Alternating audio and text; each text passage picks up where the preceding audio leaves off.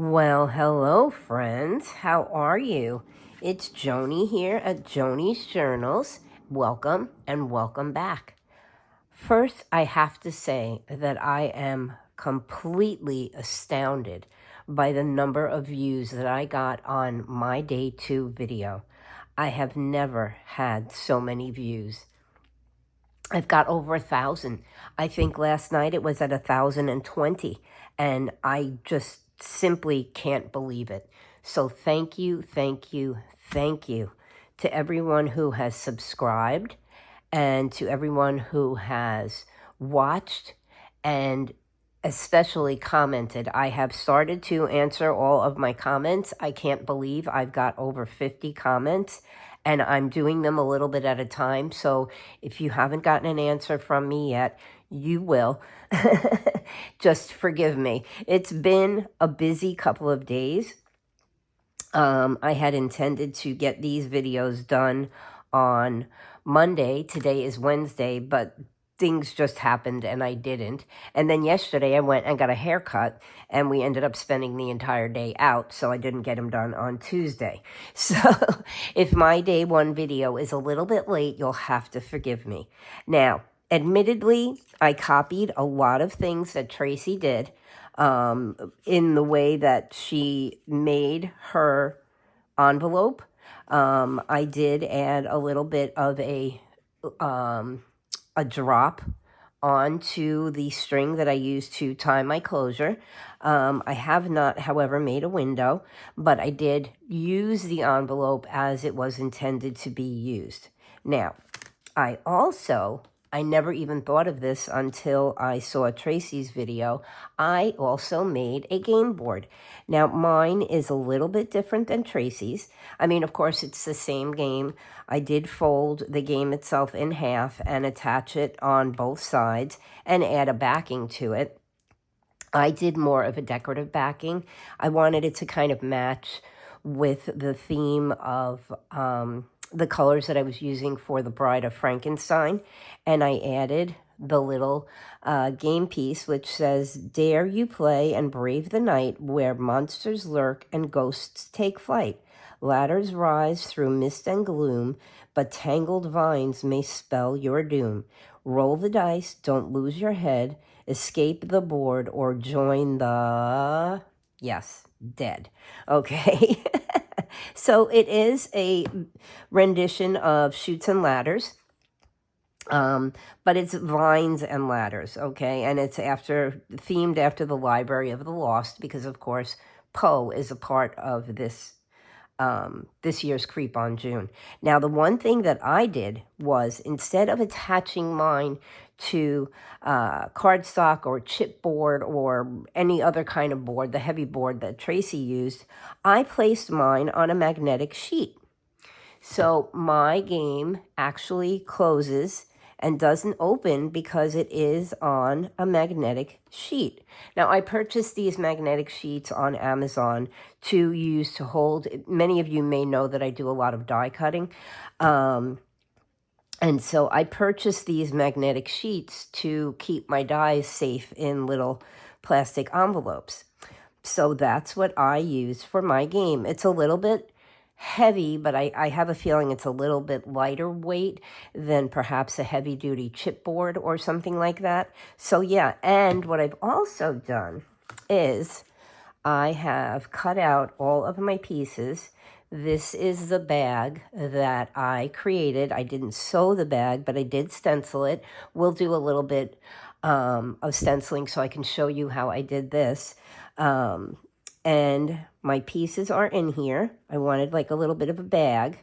And my pieces are magnetic, so they've been attached to a magnet. They're not completely round. I was having a hard time getting them to... cutting them out on the magnet sheet. It was a little bit difficult. I tried punching it, but that didn't work either. So you can see, and I'll show you, that for the most part, my game pieces will stay attached to the magnet board. I'm going to turn it over. Now, I know you can't probably see that, but they're not falling off. So they've been magnetized. And yeah, I have a little magnetic game board. I'll link the magnet sheets that I use in case any of you are interested. I'm not going to show you how to do this. It was done exactly the same way that Tracy did hers. I cut my magnet sheet in half. It is a thinner ply, so it's able to be cut in your paper cutter. And yeah, so that is my rendition of Tracy's game board. Okay. Now, what we are going to take a look at today is my envelope, because in lieu of using it to hold my game pieces, I have, in my mind, set up that there is a mass championship of vines and ladders. And of course, who's going to compete in such a game where we're actually tangling with the dead, but the monsters. So I have Count Dracula, and I, of course, have Frankenstein because he's my guy. Now, what I've done is I have created statistics, and I'm hoping that this isn't reflecting too much. You can see Count Dracula. It's sort of like an old-time baseball card. Count Dracula, and his statistics are that he's won 19 games and lost 21. His rating in the tournament is number 2, right behind Frankenstein, whose statistics are he has won 25 games of Vines and Ladders, lost 15, and his rating is number 1. I'm going to show you how to do these. They're really simple. And of course, I'm going to show you how I put together my envelope, although it's identical to Tracy's, but I have changed up my little dangle for this one. And I did make a little paper clip, a hidden paper clip to go along with the game. And you can just simply, for decoration or perhaps to actually use as a paper clip, slide this onto your envelope. Now, of course, you're probably wondering why I've used a clock, okay, on the front of my envelope, but this is the timer, okay? We time our games to see how quickly people win and or lose the game, so that's what the clock is for. And of course, I've titled it Vines and Ladders. Now, on the back of it, I did add the poem for today. It really doesn't have anything to do with the game theme, but it's important to me that I add the poem for every day, so I've done that. In lieu of adding the poem, you could, of course, when you cut your board out, take this little piece here, which reads just what I just read to you about the Library of the Lost. And you could slide that onto your envelope, okay, instead of adding this piece down here. But this is the piece that I've chosen to put on the back of my envelope. So let me put our little baseball cards away and slide them back in here. Oops, excuse me, I have the hiccups. I'm drinking coffee. I am fighting either a cold or a sinus infection. Remember, I had an itchy nose the other day, and I think that it has turned into a sinus infection. Okay, so I'm going to put this aside for now, and we'll first start with making our little baseball cards. And so I have them off here to the side. And so I have one for Frank. This is the picture that I chose for this one. I was not in the mood for printing out more stuff. I have more than enough things printed. So this is the one that I've chosen to use for my card. And if you remember, he has fuzzy hair on the front of my journal. So simply what I did was I typed out on my computer and I typed out the statistics for each person, and I cut it out and sized it to fit on the back of the photo, which I have sized to fit into, oops, I have to find them. Oh, goodness, where did they go? I know I must have put them aside. Here they are. My little self-laminating patches. Now, you've seen me use these before. I purchased mine at Walmart. But I used these, ages ago on camera when we were making ID cards, okay? So this is what we're going to use for our little baseball cards. And all we are simply going to do, first we're going to cross our fingers and hope that my glue gun is going to work. We are just going to glue, oh, there we go, we're lucky.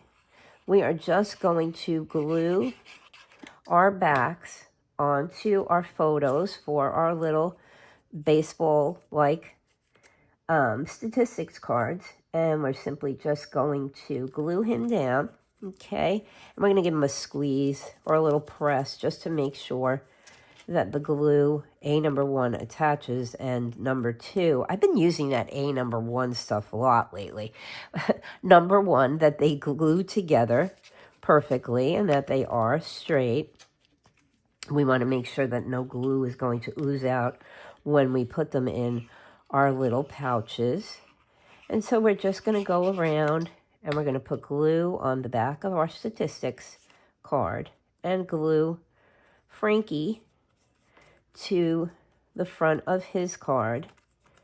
And we're going to grab one of our little laminating pouches. Now these are 2.9 inches by 3.8 inches. Of course, they couldn't make it a simple measurement. And, oh, I cut the top off. Okay. And we're going to grab out one of our pouches. I am going to have to go and get more of these. Not that I use them that often. If you've never used them, this is the sticky side and this is the back. So what we're going to do is we'll use Dracula first because he's probably a little bit drier. Let me grab a piece of paper. Let's use this. Okay, maybe you can see a little bit better. I know it's reflecting. And we're going to lay Dracula's card in like so. We're going to try and make sure that he's even and straight in here. And so, yeah, that'll take a little bit of a minute. And now we just simply peel off the backing. Okay. And then we lay our backing down carefully because he's probably crooked, but that's okay. And then I am just going to grab my bone folder and I'm going to go around and make sure that he is secure in here and get some of the bubbles out. Okay, and there is a little bubble there. But without finishing up making sure that everything is perfect. Oh, he's pretty straight. We have our little card. Okay, so let's just grab Frankie and we'll do him again really quickly. Okay, and yeah, I'm going to have to make a trip to Walmart when I get paid. So we'll grab it again. Remember, this is the sticky side. So you want to work on the non-sticky side. And we'll put Frankie in here. Okay, and again, make sure he's relatively straight and centered. Hold him down. Peel the backing off. And then, he doesn't look straight. Okay, all right. And then we'll just, again, push it down. Well, he's not centered completely, but again, you know what I always say, we don't have to be perfect. And then we'll just push down on the edges, like so. And then what you would normally do, what I do anyway, is I will go across the front, like so, to make sure that he's tucked in. And I have, I think, a little puppy dog trying to get in here. But he is generally afraid of the tripod. So I'm not going to make an attempt to let him in. I do see his tail. No.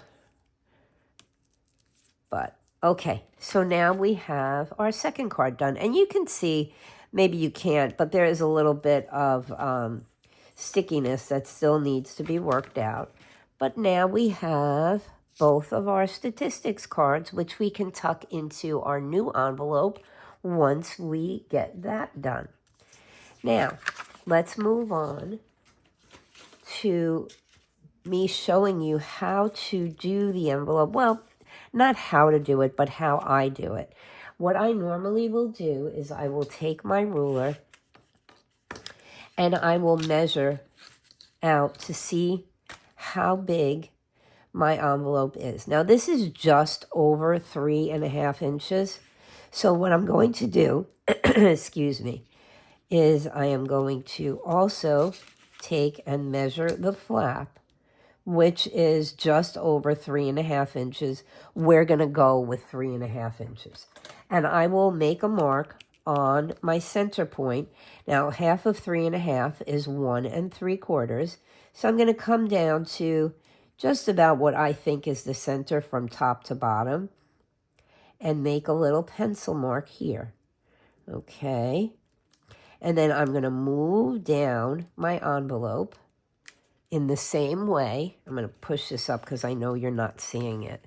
I'm going to move down my envelope. I'm going to measure whereabouts I want my other little tie, or should I say not tie, other little circle to be. Okay, whereabouts I want it to be. And I think I'm going to go right about here because I want my other circle to fall right about here. So I think, yeah, I'm judging by the size of my circle, and I know that my pin is going to go in the middle. So I'm judging round about half of the size of the circle. So maybe we'll move it down a little bit so that we have enough room for our string to go and enough room to be able to make a little pierce in our envelope. And I'm going to make a little pencil mark at the halfway point here. Okay. And then what I'm going to do is I am going to take my little awl, which was sent to me lovingly and made out of clay by my friend Cheryl Hardy, who lives in California. We became friends online, and she sent me some lovely clay beads, and she also sent me this clay awl, or piercing tool, I should say. Okay, so now I have pierced the hole into the back of my envelope, and now I'm going to pierce a hole into my flap, which, you know what? I don't really think that that is the center. So let's see. I am going to pierce my hole. You can see my pencil mark right there. I feel like it's very dark in here.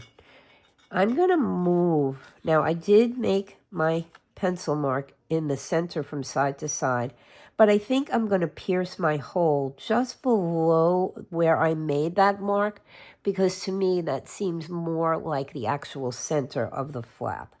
So I'm going to pierce here. And again, they're probably not going to be perfectly lined up. Pretty good, I would say. Here's one hole and here's the other. Pretty good. I think that'll work. And now what I'm going to do is I'm going to take my little circle and I'm going to pierce a hole in what I am going to say is the center. That looks like about the center. So I'm going to pierce through, hopefully not stab myself. And now I have a hole in the center of, I don't know what this part of it is called. My fastener, perhaps? I don't know. Okay, so now we have a fastener. We're going to call it that. Done for the flap. And now I'm going to take another piece. I'm trying to decide which side I like the best. How I made these was I have taken and I have punched out 3 1-inch circles. Now I'm definitely trying not to stab myself. Okay, and now we have a hole in what I'm hoping is close enough to the center of this little fastener bit here. So now we have both of our circles prepared. Now, before you glue it together, you're going to, you're going to want to add your little fasteners with a fastener, a paper fastener. I think I'm going to use a longer one, and this one's black. So let's see if we can find another black one in here. We're going to have to dump this out a bit. Oh, nope, that's not black. All right, well, I found 2 brass-toned ones. I think we'll use brass-toned. We won't waste too much time.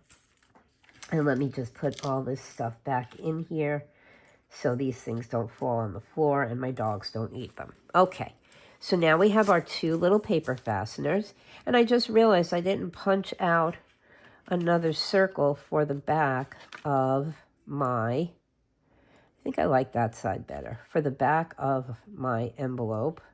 I generally like to cover up my paper fasteners so that when you put stuff in and out of the envelope, it doesn't get hung up. Oh, that's close to the middle. It doesn't get hung up on the paper fastener once you have it inside of the envelope. And I'm just trying to get this in through the hole like so. And of course, it's giving me a hard time, but we're going to, oh, there we go. We've got it through. Okay, I may quickly go over and punch out some little circles. So now we have our fastener on the flap of our envelope. I'm just going to make sure, yep, and now we will put this one onto the envelope itself, like so. Let's get it through here. This is generally going a lot smoother than it normally does when I do this kind of thing. Okay, and that one is relatively in the middle. And we're going to add it to our envelope. Okay, like so. Oh, look at me. This is your lucky day. You don't have to see me struggle too much. And then I'm just going to flip that over. Now I do have a piece of paper here. And I'm just simply going to get rid of the garbage in there. And I'm just simply going to punch out 2 little circles, 1-inch circles, 1 and 2. So this way we can protect our little paper fasteners. And we'll just add that on. This is not closing. I'll just put that there for now. I'm going to glue 1 circle behind this paper fastener. And then I'm also going to glue 1 onto the flap. Okay.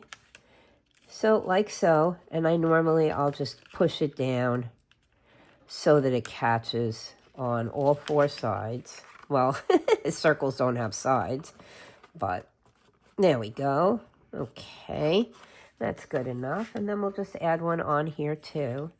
You don't have to do this. I just find that it's a little bit easier in the long run and that you don't have a problem. Like I said, getting things in and out of your envelope where they might hit your paper fastener and not go in, or hit your paper fastener and get torn. Okay, so I think that's good. Then what I'm going to do is I'm simply going to glue the envelope closed, like so. We're going to put a little glue on here and a little bit down there. And we're going to put some glue here and a little bit here. We don't have to add tons. We're not playing football with our envelope.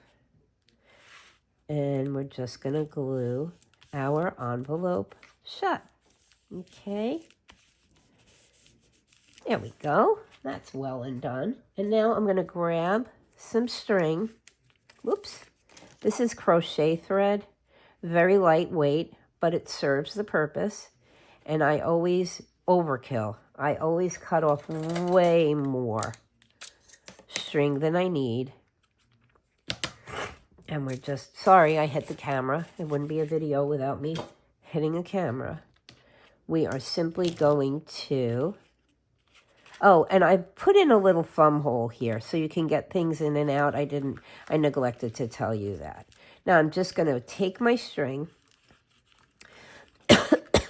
and I am going to tie a knot. I'm going to actually tie 2 knots so that my string is on here securely. Like so. That's 1. And then I'm going to add a second one so that it's on there nice and secure. Okay. And I'm going to cut off this little piece of extra string here. because we don't want it to confuse us when we're trying to close our envelope. Now I am going to wrap this around on here to see how much string I actually want hanging off. Okay, I wrapped it 3 times, and then 1, 2 around the top fastener. Now I am looking to see how long my string is, because these are what I have chosen to be my dangle for my envelope. Okay, so these are relatively large, so I think we're going to just leave a little bit hanging off the bottom. But first we're going to glue our little mason jars, bell jars, to our string. And I'm going to put a decent amount here, and I'm going to concentrate glue in the center. I'm also going to go around the edges, because we're not just gluing this to the string, we're gluing these 2 pieces together. And I'm going to take, and I'm going to lay my bell jar down onto my envelope to make sure that it's hitting in the right spot. And I'm going to take my other piece, and I'm going to lay it over it. And we're going to push down, glue our 2 pieces together. I'm going to make sure that they're meeting up well enough. Now, mind you, these are hand cut, so they may not be perfectly identical the way that I cut them out. And there we go. We have our little dangle for our envelope. Now, this piece, of course, here is way too long, but I'm going to trim it and leave a little bit of a tail. There we go. Okay. So now our envelope is put together, and we have our little dangle, which I'm going to put back there. And now what we're going to do is we are just going to decorate the front of our envelope. We're going to put our timepiece here so that we can make sure that our games are legal and perfectly timed out. And put a little glue all over, like so. Not too much. We don't want to be overkill, but I always overkill. And we're going to add our little clock to the front. I may just slide it over a little bit more towards the side. Now, the reason I'm leaving this open is because I want a place to be able to put my paper clip. Okay. And let's see. Now, where we haven't made our paper clip yet, so we can't actually add our paper clip, but we can add our little wording. Here, we're going to add vines and ladders onto the envelope. And we're going to make sure we've got that straight on there. Yeah, and these are all pieces that I've cut from the game board. When you buy your kit and you print everything out, when you print out your games, you're going to see that the game board itself has words attached to it. So vines and ladders, we go up the ladders and down the vines. I'm going to add that little piece right there, like so. There we go. Okay. Whoop. Well, that didn't take. I'm going to push down. And there we go. We have our envelope completed. Okay. Now, I said I'm going to attach the poem, but I will do that after the fact. And my clock looks a little crooked, but that's okay. Now we're going to go along, and we're going to very quickly make our little paper clip, which I showed you on here. Now, I have added a Tim Holtz piece of ephemera, and it's a bee, and I've used my, now don't be surprised, I'm actually remembering the name, my Wink of Stella glitter pen to put a little glitter on his wings. So what we're going to do is we're going to take our piece. This was cut out from one of these pieces. You'll see this in, excuse me, got the hiccups. You'll see this in the ephemera pack. And so that's what I've used to create my little hidden paper clip. Now what we're going to do, I cut it out, but we are going to round our corners like so. Oh, it actually rounded. I've been having a problem with my corner rounder. I think I've abused it a little bit too much. And so it's making sorts of weird noises and not wanting to round as well as it should.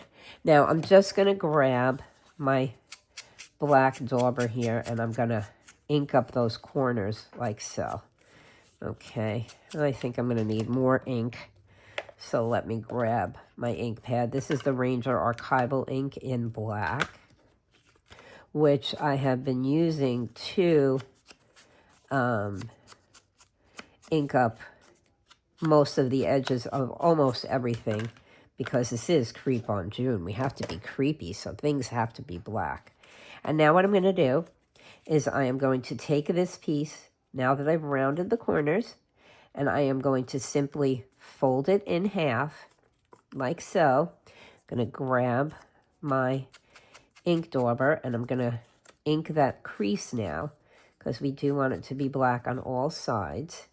And I'm going to show you why my corner rounder doesn't like me, because we're going to stick that in there, and we're going to round those corners that we folded the crease on. Yeah, it's not too happy with me. Okay, all right. And then we'll just grab our ink again and ink those corners. Okay, just going to stick that there. And then what you're going to do is you're going to take your paper clip. Now, you can see that the longer piece, the longer edge is on the outside. So what I'm going to do, which side do I want? I think I like this side, so I'm probably going to use this as the back. What you do is you take your paper clip, of course. I slide mine down, centered as much as I can, and I usually will leave a little edge on it, because here's some other ones that I've made. You can dangle things off the end of your paper clip if you so desire. See, on this one I have a beaded chain hanging off of it. And, well, this one doesn't have anything hanging off of it.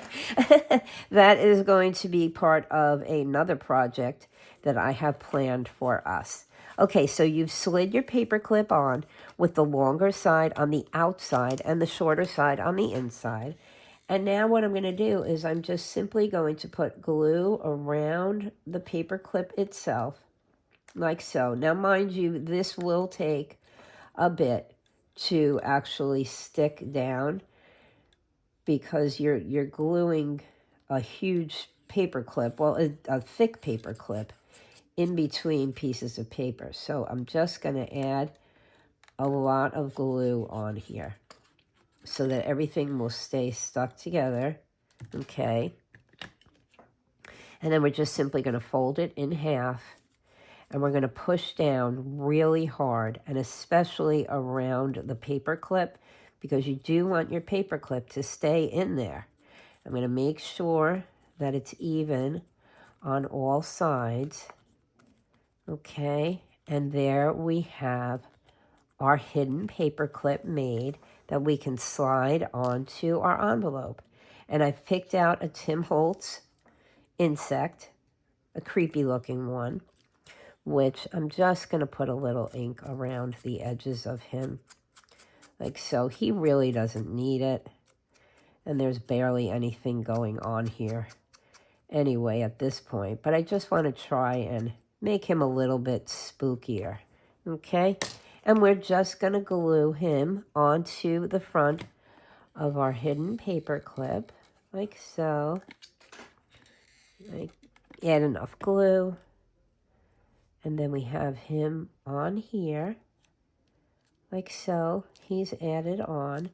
And then we can just grab our Wink of Stella pen. I'm so proud of myself. I remembered what it's called. And you squeeze the sides to get out some of the glitter. And then you can just paint on the glitter all around. I'll just do a little bit. I can always catch up the feet and everything on my own. And there we have our little glittery, spooky bug. Okay? So there is our little hidden paper clip and our spooky bug. Now I am going to go away for a few seconds, well, for a few minutes, and get everything set, because I had intended on showing you at least how to get started stenciling a little bag if you want. I purchased mine at Michael's. I don't know what other craft stores you may have in your area, but it's just simply a little 100% cotton bag, okay, with a string in it. And I'll give you all the measurements and I'll show you how to do this when I come back, okay? I'll see you in a few. Okay, we are back, and as you can see, a few things have changed on my desk.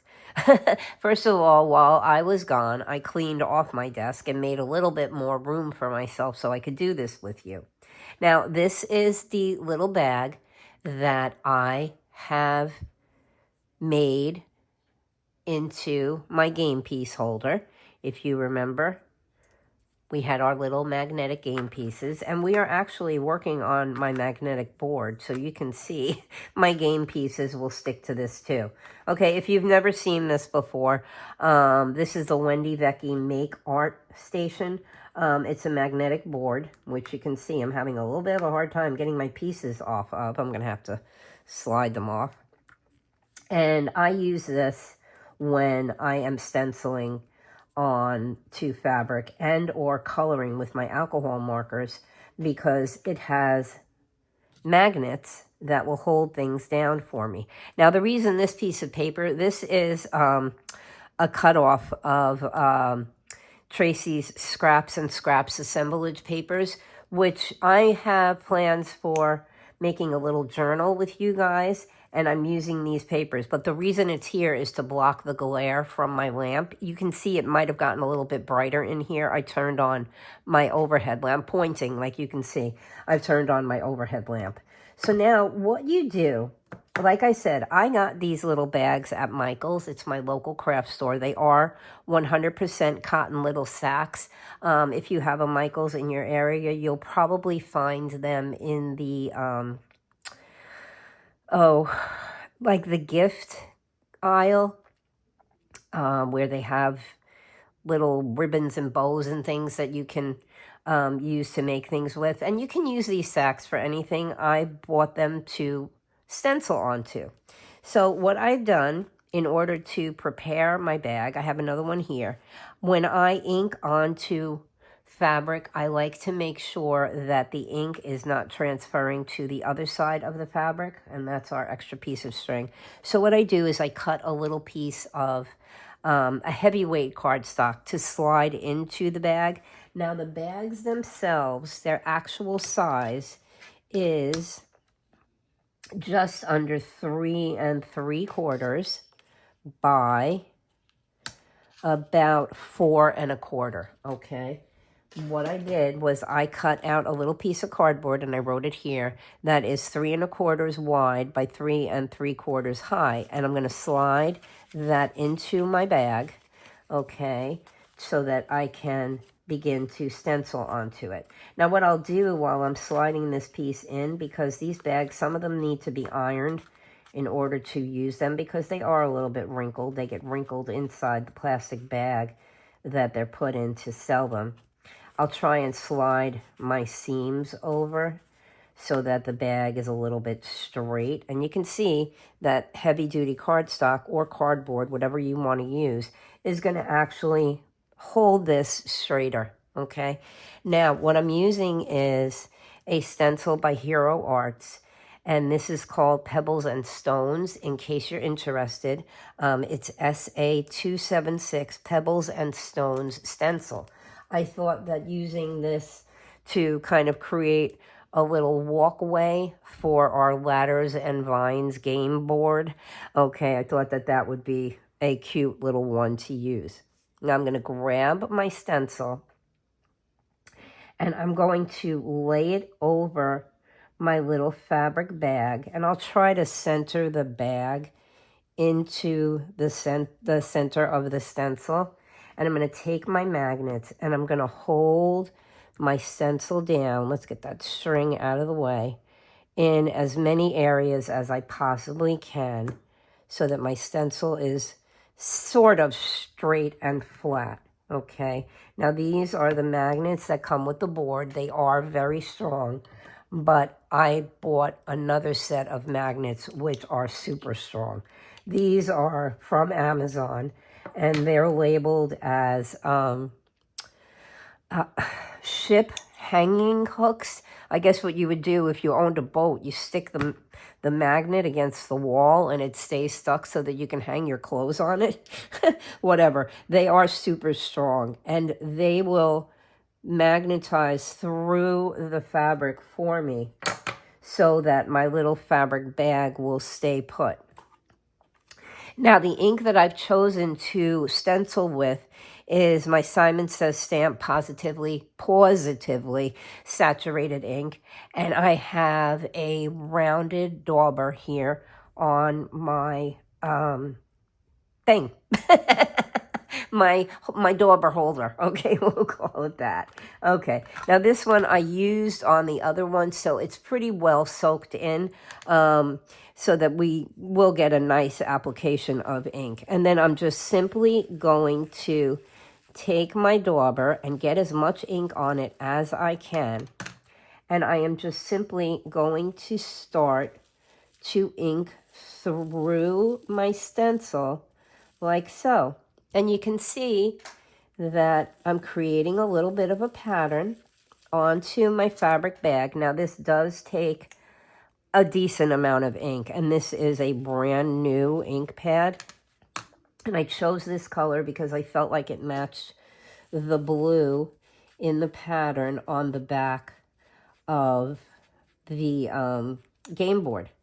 Okay, and I'm just gonna keep going around, and I'm gonna keep applying my ink, and it may take a little bit of kind of soaking it up, and you can see it's shifting in here, but that's not a problem because we're gonna hold our little bag and our stencil down with our fingers as well as our magnets, and we're gonna go around and we're just gonna stencil through or apply ink through our stencil onto our bag, okay?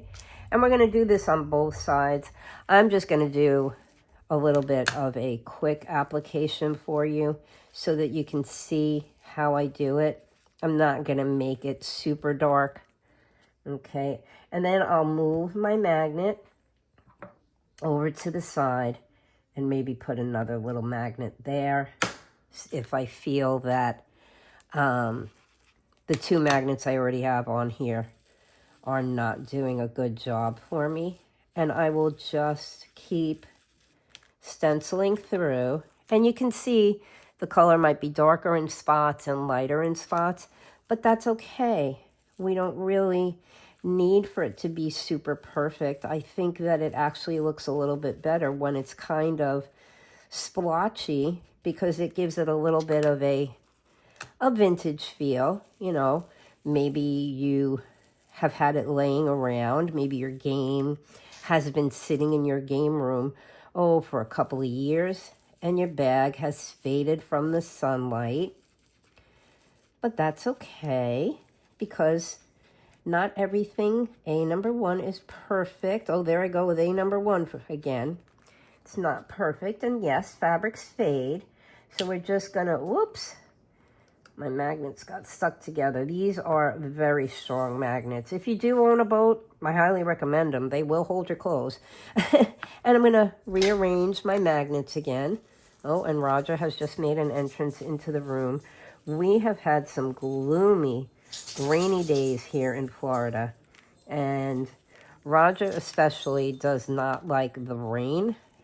And Whiskey does not like thunder. And he's relatively new to thunder because he's only a little bit over a year old. So thunder is a new event in his life. Okay, I'm just rearranging my magnets again.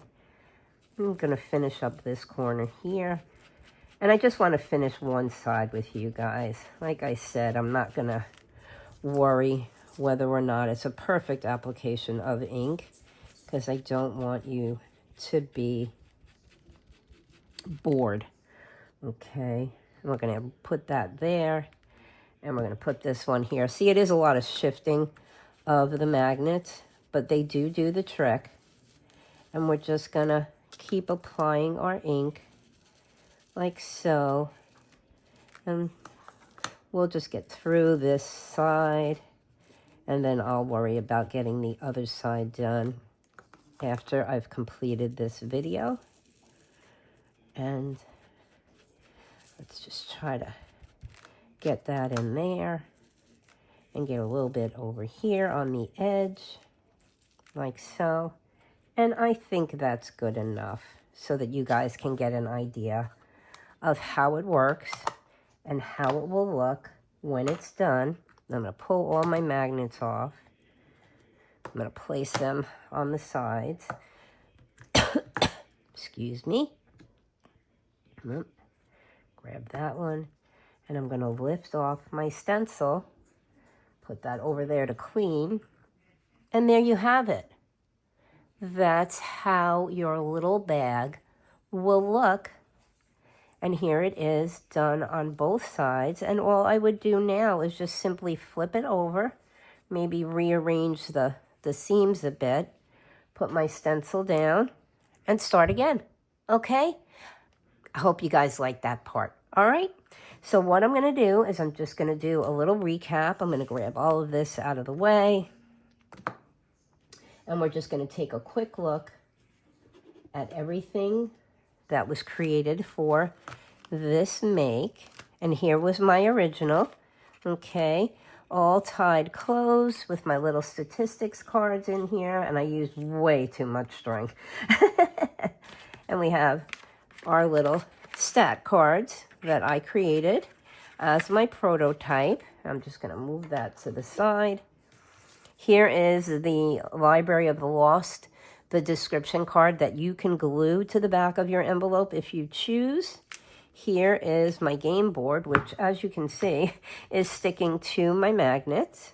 Okay, done just the way that Tracy did hers, except I used a different backing, and I also glued mine to a magnet sheet.